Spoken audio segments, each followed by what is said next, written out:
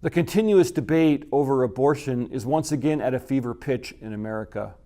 The Me Too movement and Supreme Court picks have put this issue right back on the front burner of American thought and debate.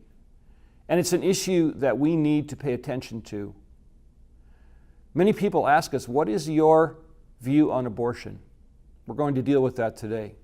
Because according to statistics, there are roughly 1 million induced abortions in our nation each year. And that amounts to the death of more than 270 babies each day. In fact, only 9 countries in the world have a higher reported abortion rate than the United States. Some see this issue as a social issue, but we see it as a serious moral issue. And while we preach Christ crucified at Ridgewood Church, we also must speak up for the helpless amongst us. I do understand that many women in our churches today carry abortion as part of their past. And this can be extremely painful. And I want to be very clear that God forgives. We can be clean. This is not an act that must hang over a person for the rest of their lives.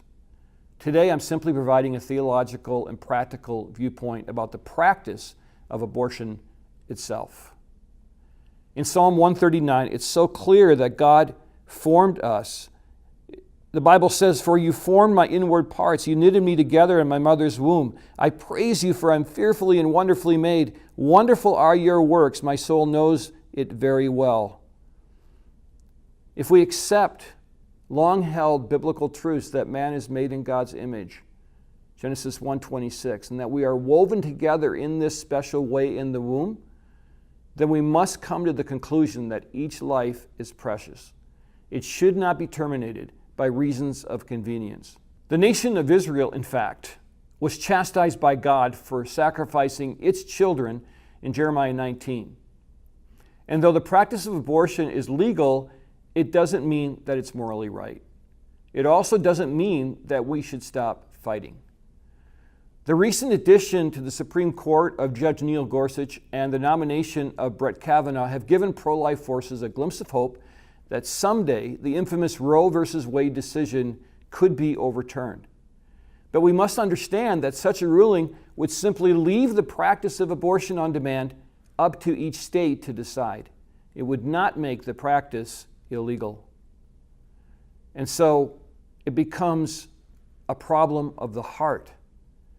And those of us that are committed to life can pray that God will move and that the lives of our children will be saved as God changes hearts and lives along the way.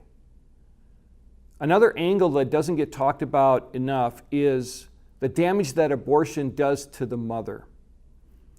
Many women experience mental anguish over these decisions for the rest of their lives. And thus a church that stands for life is a church that protects children and their mothers, not to mention the fathers that have to deal with it as well. So, as disciples of Jesus, we must be concerned that each day babies in our country are being unnecessarily taken from their mother's womb out of convenience. In summary, we stand for life because man is made in the image of God, and each child from the moment of conception is fearfully and wonderfully made.